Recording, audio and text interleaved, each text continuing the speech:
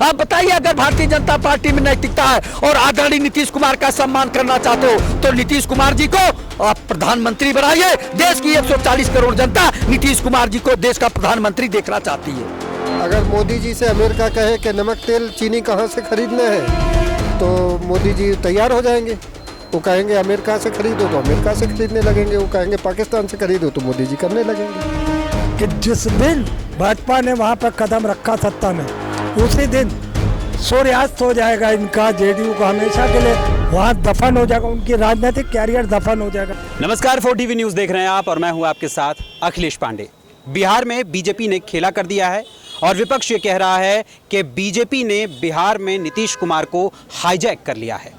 और इतना ही नहीं, जेडीयू की ओर से भी लगातार जो उसके कार्यकर्ता हैं विरोध प्रदर्शन कर रहे हैं, कई जगहों पर तोड़फोड़ कर रहे हैं और ये कह रहे हैं कि हमारे नेता नीतीश कुमार को बिहार छुड़वाकर दिल्ली ले जाने का षड्यंत्र रचा जा रहा है। और बीजेपी के शीर्ष नेतृत्व की ओर से कहा जा रहा है कि नीतीश कुमार खुद चाहते थे कि हम दिल्ली जाएं और वो राष्ट्रीय राजनीति में सक्रिय रूप से भूमिका निभाना चाहते हैं। लेकिन वहीं दूसरी तरफ ये बात भी कही जा रही है कि नीतीश कुमार को सक्रिय राजनीति से किनारे हटाकर उनका करियर खत्म करने की बीजेपी साजिश रच रही है। क्या है इस मुद्दे पर जनता की राय, यही जानने के लिए हम जनता के बीच आए हुए हैं। तो आइए सबसे पहले जानते हैं कि आम जनता किस पर क्या कुछ कहती है। हमारे साथ कई सदस्य मौजूद हैं। सबसे पहले मैं जानना चाहूंगा सर, आपका नाम? लालजीत यादव। लालजीत जी, जिस तरीके से बीजेपी कह रही है कि नीतीश कुमार खुद जाना चाहते हैं, नीतीश कुमार ने ट्वीट भी किया कि भैया हमारी इच्छा थी, हम राज्यसभा जाना चाहते तो हम राज्यसभा जा रहे हैं, लेकिन जेडीयू के जो अन्य कार्यकर्ता हैं वो विरोध प्रदर्शन कर रहे हैं, कई नेता भी बयानबाजियां कर रहे हैं और यहां तक कि जो जेडीयू के विधायक गण हैं उनको खुद अपनी ही पार्टी के नेताओं और अपने कार्यकर्ताओं के द्वारा धकेला जा रहा है, खदेड़ा जा रहा है। क्या कुछ कहना है आपका? पत्रकार महोदय, भारतीय जनता पार्टी षड्यंत्रकारी है। आप ये बताइए, वो पर्ची से नेता बनाती है, दिखाएगी किसी और को और मुख्यमंत्री किसी और को बना देती है।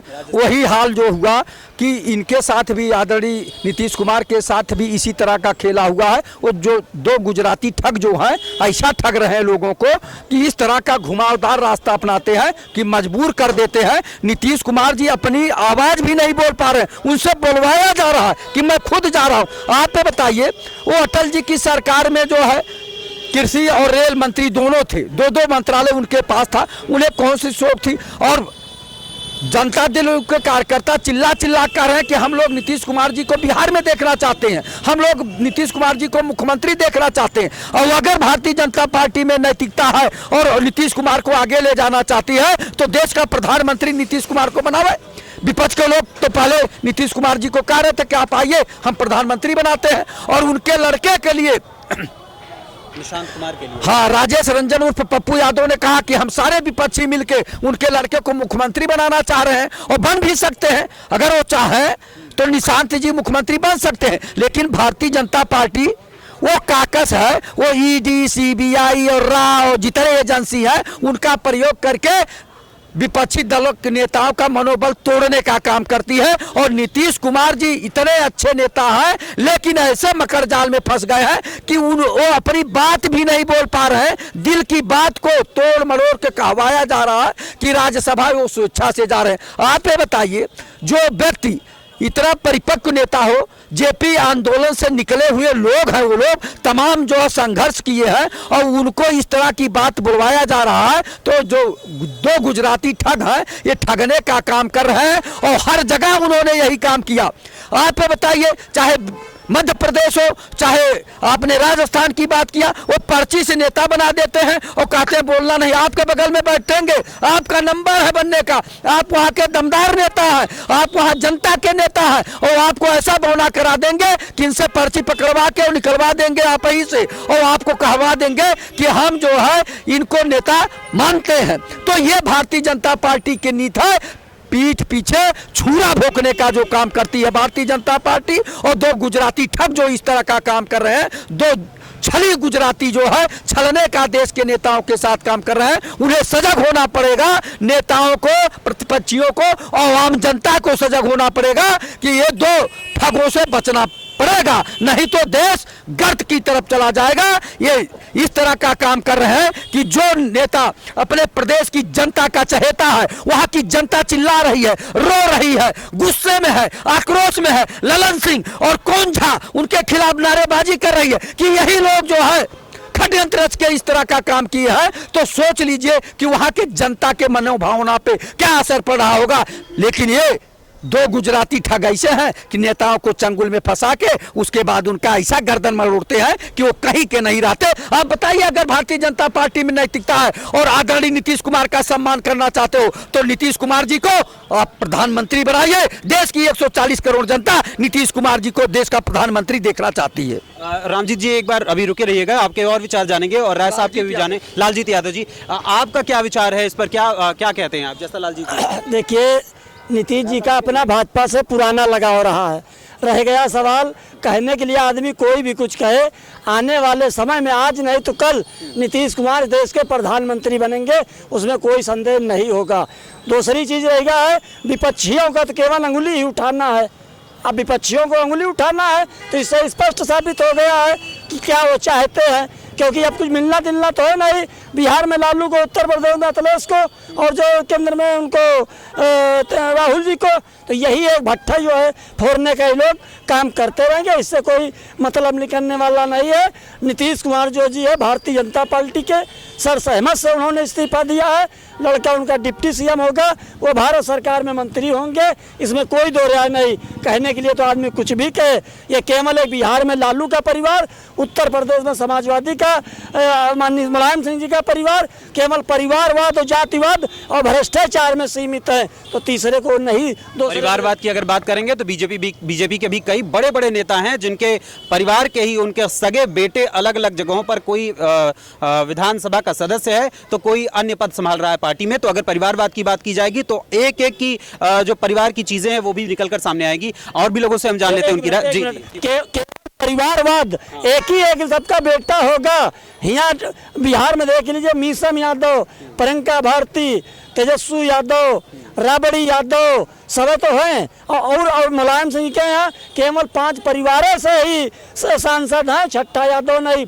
और एक चीज़ हम आपको बता दें, जिस तरीके से मुसलमानों को गुमराह करना चाहते समाजवादी पार्टी वाले या बिहार में तेजस्वी जो वो असरुद्दीन ओवैसी पर बीजेपी भी टीम लगाते हैं, तो बिहार से ओवैसी साहब ने साबित कर दिया है कि न 20% मुसलमान दरी बिछाएगा, न 7% यादव बिहार और उत्तर प्रदेश में राज करेगा। आने वाले समय में मुसलमान भी अपनी हिस्सेदारी की बात करेगा। अगर ओवैसी कोई बात कहे तो बीजेपी भी टीम, और अगर माननीय मुलायम सिंह जी ने कहा था 2019 में सपा बसपा का गठबंधन कि पुनः प्रधानमंत्री जी को मैं देखना चाहता हूँ, बाकी बेटा को सीबीआई से बचाए रखना, यही आप देख लीजिए। आजम खान पर बकरी चोरी, मुर्गी चोरी। मूल मुद्दा हमारा नीतीश कुमार को है, बाकी आजम खान वगैरह के बारे में चर्चा हम बाद में करेंगे। सर, आपका नाम? जितेंद्र पाठक। जितेंद्र जी, जिस तरीके से नीतीश कुमार को अचानक से दिल्ली में भेजने का प्रयास किया जा रहा है और राज्यसभा के लिए उन्होंने नामांकन भी भर दिया है, तो इस पर आपकी क्या राय है? क्या ये बीजेपी का षड्यंत्र है या जेडीयू के नेता नीतीश कुमार की स्वयं की इच्छा वास्तव में उनकी इच्छा है? देखिए, नीतीश जी की इच्छा तो आजकल वही है जो बीजेपी की है। अमेरिका जैसी फाइल जैसी मोदी की अमेरिका रखे है, ऐसे ही कोई फाइल नीतीश की है। अगर भाजपा कह देगी वार्ड मेंबर बन जाओ तो वो कहेंगे हमारी यही इच्छा थी।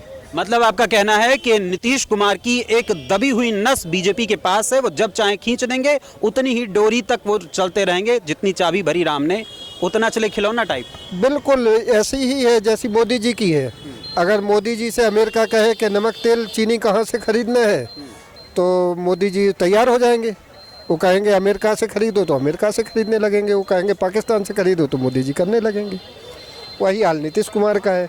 अगर भाजपा कहे वार्ड मेंबर बनना है तो कहेंगे हमारा तो यही सपना था कि अभी हमने वार्ड में ग्राम सभा में काम नहीं किया था, हमें तो ग्राम सभा में काम करना है।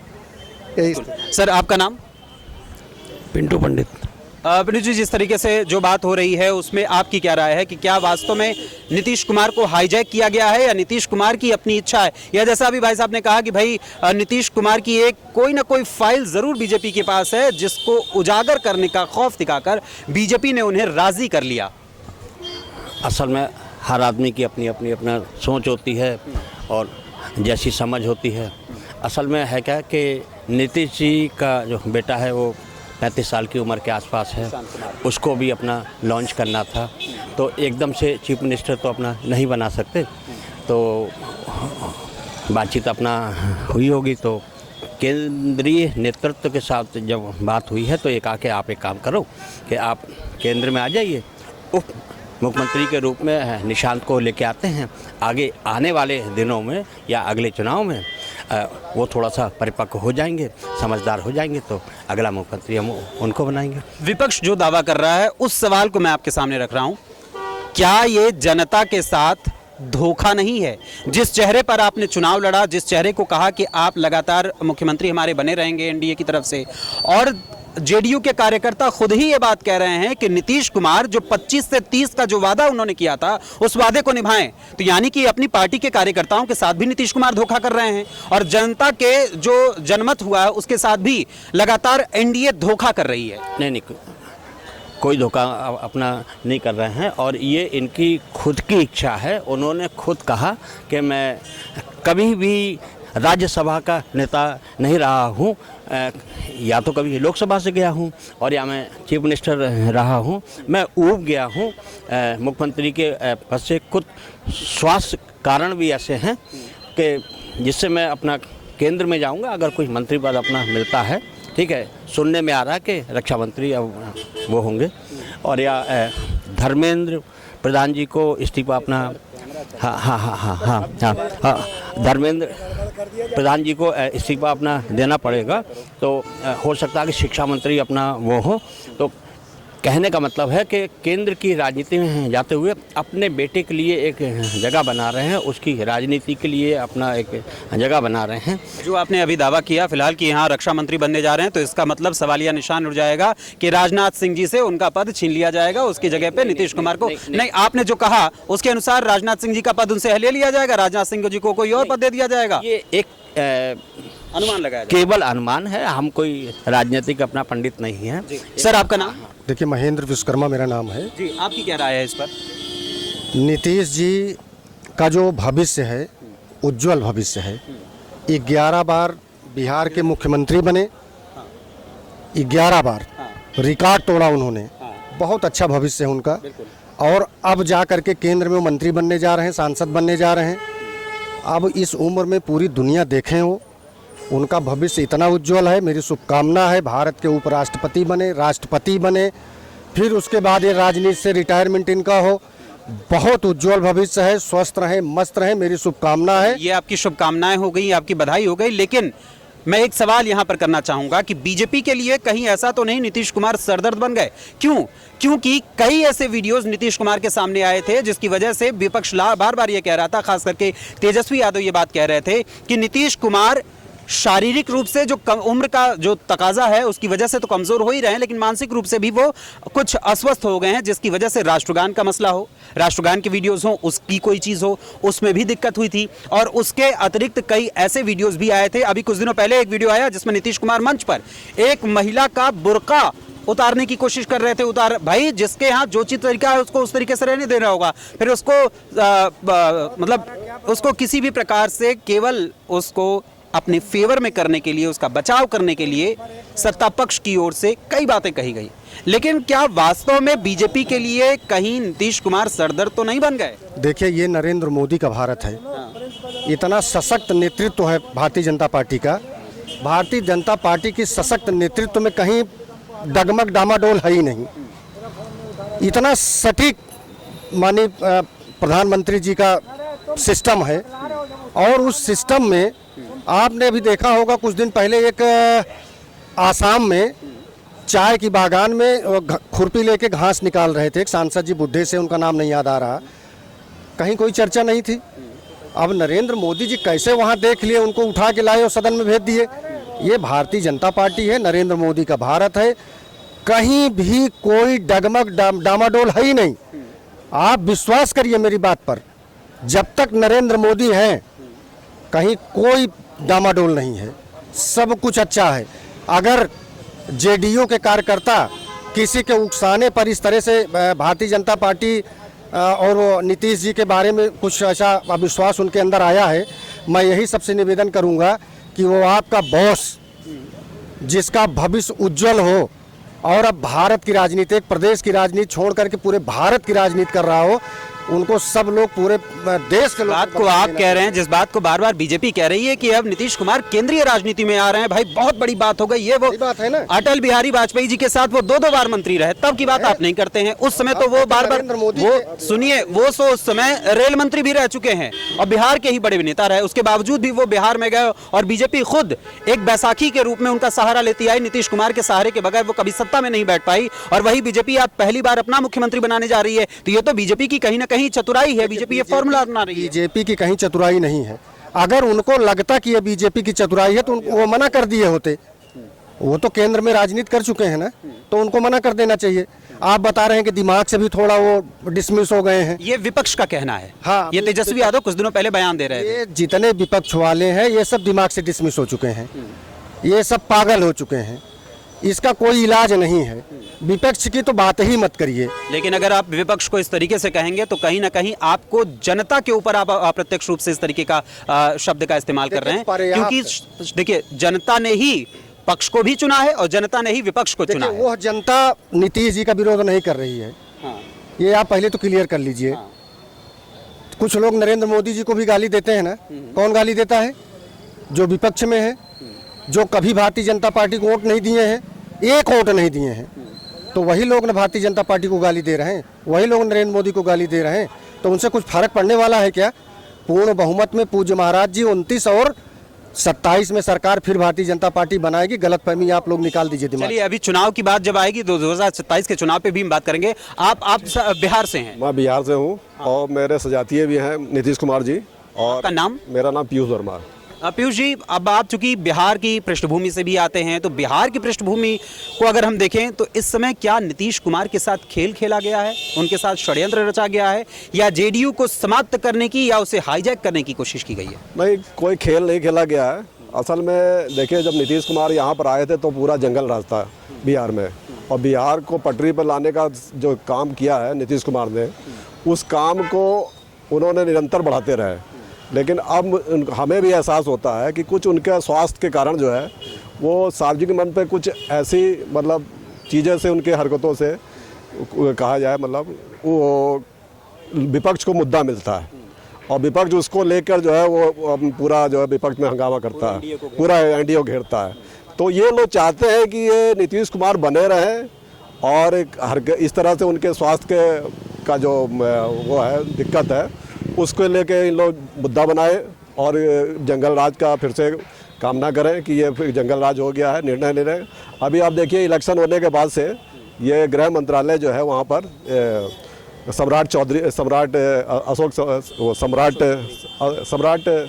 चौधरी जी हैं, उन्होंने संभाला हुआ है और वो ही सारा निर्णय ले रहे हैं, और ये अभी कुछ निष्क्रिय रूप से हैं। सम्राट चौधरी के ऊपर तो अनुमान ये भी लगाया जा रहा है कि 60% चांसेस है सम्राट चौधरी ही बिहार के अगले मुख्यमंत्री बन सकते हैं। नामों की कई चर्चा है, लेकिन सम्राट चौधरी फर्स्ट नंबर पे चल रहे हैं। बीजेपी में देखिए अभी कोई कुछ कहा नहीं जा सकता कि किसको बनाया जाए। सम्राट चौधरी तो एक मतलब जातीय समीकरण के तहत उनको बनाया गया था, लेकिन प्रदेश को चलाने के लिए, सही नीति लेने के लिए रणनीति तैयार करने वाला कोई ऐसा व्यक्ति हो जो जाति से ना आए, वो केवल बिहार को पटरी पर लाने का जो काम चल रहा है उसको करता रहे। देखिए, मूलतः अगर देखें यूपी और बिहार की पॉलिटिक्स में, तो वैसे कोई भी पार्टी कुछ भी बयान दे, लेकिन सत्यता यही है कि जाति के आधार पर ही हर एक पार्टी अपने अपने जो कैंडिडेट हैं उनको चुनती है, उसके बाद उसी के अनुसार मंत्री, मुख्यमंत्री या उप मुख्यमंत्री आदि बनाती है। बिहार में भी क्या, मैं यूपी की बात करूं, यूपी में भी यही साधने का प्रयास किया गया। तो ऐसे में जाहिर सी बात है जातीय समीकरण बहुत मैटर रखता है। वहाँ कुर्मी समाज की अगर मैं बात करूँ, उसके अलावा भूमिहार समाज की बात करूँ, तो क्रॉस वोटिंग की भी चर्चा हो रही है कि बीजेपी की ओर से अभी कोई कन्फर्मेशन इसलिए नहीं किया जा रहा क्योंकि क्रॉस वोटिंग का डर है। देख, वहाँ पे जातीय समीकरण तो बनाया ही जाएगा, लेकिन जैसे यूपी में देखिए जातीय समीकरण होने के बावजूद भी जो है योगी जी जो सवर्ण जाति से आते हैं, लोग कहते हैं, जबकि वो अपने को योगी मानते हैं, और उन्होंने उसी योगी धर्म का अपनाते हुए पूरे सब प्रदेश की सारी जनता के लिए काम कर रहे हैं। उसी तरह अगर बिहार में भी अगर कोई भी धर्म से जाति से आए और वो बिहार के लिए काम करेगा तो वो सबके लिए वो मतलब मान्य होगा। चलिए हम आगे भी जान लेते हैं विचार क्या है। सर, आपका नाम? सतपाल सिंह। सतपाल जी, जिस तरीके से भाई साहब कह रहे हैं कि भाई जो बीजेपी की ओर से जो काम किया जा रहा है और वो किसी न किसी एक विशेष ऐसे व्यक्ति को चुनकर लाएगी जो उचित होगा, योग्य होगा, लेकिन मेरा सवाल फिर से वही है कि क्या नीतीश कुमार और जेडीयू को बीजेपी ने हाईजैक कर लिया है? मैं ये जानना चाहता हूँ सबसे पहले कि पार्टी लाइन से हटते हुए नीतीश कुमार ने ये फैसला कैसे ले लिया। इधर वो राज्यसभा के मेंबर के लिए नॉमिनेट किए जाते हैं, उधर विरोध भी शुरू हो गया उन्हीं की पार्टी का, यहाँ तक कि आरजेडी का भी विरोध शुरू हो गया कि जनता ने आपको मुख्यमंत्री बनाया, आप ऐसे कैसे जनता को बीच मझधार में छोड़ के चले जाएंगे। तो कहीं ना कहीं सवाल तो है ना। फिर जो वही सवाल जो बार बार अभी इस डिबेट में उठ रहे हैं कि मानसिक संतुलन की बात है। जाहिर सी बात है, किसी औरत का बुर्का हटा देना या किसी को माला पहना देना या किसी की इस तरीके से नौटंकी करना स्टेज पे, ये अमूमन देखा गया है नीतीश कुमार का। तो मुझे नहीं लगता कि नीतीश कुमार ने कोई एक सही दिमाग से फैसला लिया होगा। और अगर ये सही दिमाग से फैसला है तो फिर नीतीश कुमार ये बता दे कि जेडीयू का बिहार में क्या अस्तित्व रह जाएगा, बिहार में क्या पोजीशन रह जाएगी। आप और दुनिया और सारी बातें ये मिलजुल के आ रही हैं कि कहीं ना कहीं भाजपा अपना मुख्यमंत्री बनाना चाहती है। मैं आपको दावे से कह दूं, आपके चैनल पर बड़े दावे से कह दूं कि जिस दिन भाजपा ने वहाँ पर कदम रखा सत्ता में, उसी दिन सूर्यास्त हो जाएगा इनका, जेडीयू का हमेशा के लिए वहाँ दफन हो जाएगा, उनकी राजनीतिक कैरियर दफन हो जाएगा बिल्कुल। एक सवाल मैं आपसे और जानना चाहता हूँ। कई जगहों पर कई खबरों में ये चर्चा भी की जा रही है कि हो सकता है तेजस्वी यादव अगले मुख्यमंत्री बन जाएं, क्योंकि बिहार की राजनीति में लालू यादव ने खुद ये बात कही है कि नीतीश कुमार के पेट में दांत है। बहुत पहले लालू यादव कह चुके हैं। और उसके अलावा लालू प्रसाद यादव तो जो बयान दिए वो तो दिए ही थे, लेकिन उसके अतिरिक्त नीतीश कुमार का ये इतिहास रहा है कि सत्ता पाने के लिए वो गठबंधन किसी भी दल से कर सकते हैं। तो क्या ऐसे में ये भी गुंजाइश लगाई जा सकती है कि बिहार में हो सकता है तेजस्वी यादव भी मुख्यमंत्री बन जाए? नहीं, ये इसमें थोड़ी असमंजस इसलिए है ना, क्योंकि अगर दिल्ली की ये राज्यसभा की टिकट है तो कहीं ना कहीं ये दबाव में भी है, और दबाव में नीतीश कुमार ऐसा कोई खेला नहीं कर सकते हैं। अगर ईडी और सीबीआई से बचना है तो मुझे नहीं लगता कि वो आरजेडी से हाथ मिलाएंगे, और अगर वो नहीं डरे तो ऐसा कर देंगे तो एक तरीके से मुंह पे तमाचा हो जाएगा भारतीय जनता पार्टी, खासकर मोदी अमित शाह के लिए, जो ये परपंच फैला रहे हैं कई दिन से, जो उसको राज्यसभा में ला रहे हैं। तो कहीं ना कहीं उनके मुंह पे तमाचा होगा कि ये जो है नीतीश को समझना किसी के बस की बात नहीं है, वो मानसिक रूप से पागल नहीं बल्कि वो ड्रामेबाज भी हैं। कहीं ना कहीं मैं वही तो कह रहा हूँ ना बार बार बात कि उनकी स्थितियाँ परिस्थितियाँ समझ में नहीं आती, कब वो कौन सा दांव खेल जाए। क्योंकि पलटू राम उनके इतिहास का एक टाइटल बन चुका है, पलटू राम तो वो है ही हैं, इसलिए पता नहीं कब कौन सा चाल चल दे। वो अभी कहते मैं जो राज्यसभा का मेंबर नहीं, मैं तो मुख्यमंत्री सही हूँ, या मेरे बेटे को बनाओ ताकि जेडीयू का अस्तित्व बचा रहे।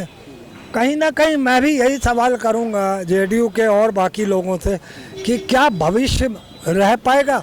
अगर आज बीजेपी वहाँ पर काबिज हो जाती है सत्ता में, तो मैं डेफिनेटली कह दूँ कि विपक्ष तो आरजेडी रहेगी, मगर जेडीयू का भविष्य पूरा अंधकार में हो जाएगा। उसका उस दिन से सूरज निकलना बंद हो जाएगा, मैं दावे से कह रहा हूँ। और इसका खामियाजा उसे अपनी ही जाति, जिस जाति से वो आते हैं, जिस समाज से आते हैं नीतीश कुमार जी, वो उसी के इर्द गिर्द वो आप देखिएगा उनको इस चीज़ का सामना करना पड़ सकता है। तो इसलिए नीतीश कुमार हो या कोई भी, अच्छा अब इधर मैं देख रहा था लल्लन सिंह के सुर कुछ बदले हुए थे, लल्लन सिंह के सुर बीजेपी के खिलाफ जा रहे थे, जबकि यही नीतीश कुमार लल्लन सिंह और झा बीजेपी के साथ मिलकर नीतीश कुमार की इलेक्शन से पहले सत्ता हटाना चाहते थे, उसको अपने मन मुताबिक चलाना चाहते थे ताकि हम जो है बीजेपी के मुख्यमंत्री के रूप में बन जाएंगे। अगर उस वक्त कोई सेटलमेंट होता तो जेडीयू की सरकार भी ना बनती और हो सकता था लल्लन सिंह, मगर आज जिस तरीके से लल्लन सिंह विरोध कर रहे हैं, मुझे लगता है कि सुबह का भूला अगर शाम को घर वापस आया है तो एक चेहरा मिस्टर झा और नीतीश वो लल्लन सिंह का, और लल्लन सिंह काफ़ी तेज तरार नेता है। ऐसे में अगर वो करते हैं ऐसा कुछ तो यकीनन आप मानिए कि बहुत बड़ा कदम होगा जेडीयू के लिए भी, और ललन सिंह आ जाए या झा आ जाए, कोई भी आ जाए या उनके बेटे आ जाए, मगर अगर सत्ता बीजेपी के हाथ चली गई, बीजेपी के हाथ चली गई, बीजेपी के हाथ चली गई, तो आप ये समझ लीजिए सर, फिर सूर्यास्त हो जाएगा इनकी राजनीति। चलिए लालजी जी, जैसा अभी भाई साहब ने कहा कि भाई अगर बीजेपी की सत्ता आ जाती है तो जेडीयू का सूर्यास्त हो जाएगा, यानी जेडीयू खत्म हो जाएगी बिहार में, क्या ये आपको भी लगता है? ये सच्चाई है, चूँकि भारतीय जनता पार्टी बहुत ही षड्यंत्रकारी है और वहाँ के जो है नीतीश कुमार जी के जितने वोटर हैं बहुत नाराज़ हैं, उनके कार्यकर्ता जितने हैं बहुत नाराज़ हैं कि ये लोग जो है कहाँ चंगुल में फंस गए हैं कि जो है जनता की भावनाओं का भी कद्र नहीं कर रहे हैं। वो जो है जिस तरह से राज्यसभा भेजा जा रहा है, या तो नीतीश कुमार जी के पुत्र को जो है निशांत को वहाँ का मुख्यमंत्री बनाया जाए और जो है नीतीश कुमार जी को देश का प्रधानमंत्री बनाया जाए, तब देश की स्थिति सही चलेगी। नहीं तो भारतीय जनता पार्टी अगर बिहार में आ गई तो बिहार को बर्बाद कर देगी। और चूंकि वही चाह रहे हैं कि हम ऐसा जकड़ें कि बिहार को अपने चंगुल में फंसाए रखें और बिहार की जनता को परेशान कर दें, जनता की भावनाओं को रौंद दें, इस तरह का जो है भारतीय जनता पार्टी की नीति है। बहुत बहुत धन्यवाद आपका। जैसा आप सभी ने देखा कि जनता के अलग अलग मत हैं। ज़्यादातर लोगों का ये कहना है कि बीजेपी ने जो अपना प्रक्रम खेला है, बीजेपी जिस तरीके से ये सोचती आई कि हमारा बिहार में अपना मुख्यमंत्री हो, उसी सोच के तरीके में ऑपरेशन लोटस के तहत बिहार में बीजेपी अपनी सत्ता काबिज करना चाहती है, अपना मुख्यमंत्री बनाना चाहती है। महाराष्ट्र में भी यही किया था और विपक्ष का ये कहना है कि महाराष्ट्र का फॉर्मूला ही बीजेपी बिहार में भी लागू करना चाहती है। महाराष्ट्र में शिंदे के नाम पर चुनाव लड़ा गया था। अगर मध्य प्रदेश की बात करें तो मध्य प्रदेश में भी शिवराज सिंह चौहान के चेहरे पर चुनाव लड़ा गया था और अचानक से चुनाव के बाद जब जीत गई बीजेपी तो ये बात सामने आई कि मुख्यमंत्री शिवराज सिंह चौहान नहीं बनेंगे, उन्हें केंद्र में बड़ा मुकाम दिया जाएगा। बड़ा मुकाम यानी केंद्रीय मंत्री बना दिया जाएगा। इसके बाद अगर हम बिहार की बात करें तो बिहार में भी यही खेल हो रहा है कुछ कि नीतीश कुमार के चेहरे पर चुनाव लड़ा गया और ये दावा किया गया था कि नीतीश कुमार के नेतृत्व में ही बिहार में लगातार एनडीए की सरकार बनी रहेगी। लेकिन अचानक से साल भर भी नहीं बीता कि चुनाव होने का एक साल बीतते बीतते ही पूरी तरीके से तख्ता पलट करने की कोशिश की गई बिहार में और नीतीश कुमार को सीधे राज्यसभा पहुंचाया जा रहा है और राज्यसभा पहुंचाकर कहीं ना कहीं बीजेपी जेडीयू और नीतीश कुमार के साथ खेल खेल रही है, ऐसा जनता का भी कहना है। फिलहाल अगर आप हमें सोशल मीडिया प्लेटफॉर्म पर देख रहे हैं तो हमारे सोशल मीडिया प्लेटफॉर्म पर आप अपने कमेंट्स के माध्यम से हमें ज़रूर बताइए कि आपकी इस पर क्या राय है। क्या वास्तव में जो विपक्ष कह रहा है कि जेडीयू और नीतीश कुमार को बीजेपी ने हाईजैक कर लिया है वो सत्य है या झूठ है? इस पर आपकी क्या राय है अपने कमेंट्स के माध्यम से ज़रूर बताइएगा। फिलहाल अभी के लिए जनता की राय में बस इतना ही। फिर मुलाकात होगी 4TV पर किसी और खबर, किसी और मुद्दे, किसी और विषय के साथ। तब तक के लिए बने रहें 4TV न्यूज़ के साथ। धन्यवाद। जय हिंद, जय भारत।